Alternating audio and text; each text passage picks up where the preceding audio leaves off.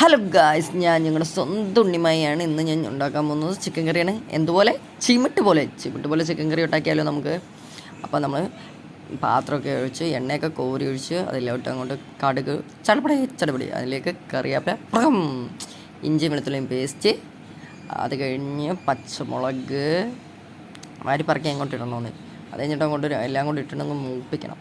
സിമ്പിളാണ്. അത് കഴിഞ്ഞ് അരിഞ്ഞ് വെച്ചിരിക്കുന്ന സവാളയും കാര്യങ്ങളും എല്ലാം എനിക്ക് അരിഞ്ഞു തന്നത് എൻ്റെ സഹോദരിമാരാണ് കേട്ടോ. അത് കഴിഞ്ഞ് കൊച്ചുള്ളി എല്ലാം കൂടി ഇട്ട് വഴറ്റി സെറ്റാക്കുകയാണ്. അതിലേക്ക് നമ്മൾ വാടി വരുമ്പോൾ തക്കാളി അരിഞ്ഞതിൻ്റെ ഇത് കാണുമായിരുന്നു. കിഴങ്ങും ചെറുതായിട്ടരിഞ്ഞ് എൻ്റെ കസിൻസാണ് ഇതൊക്കെ അരിഞ്ഞിരുന്നത് കേട്ടോ എനിക്ക്.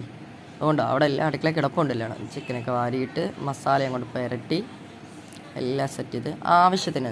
നമ്മൾ കുറച്ച് പേര് കൂടുതലുണ്ട് കേട്ടോ കസിൻസ്, അതുകൊണ്ട് നമ്മൾ വെള്ളം ഇച്ചിരി കൂടി.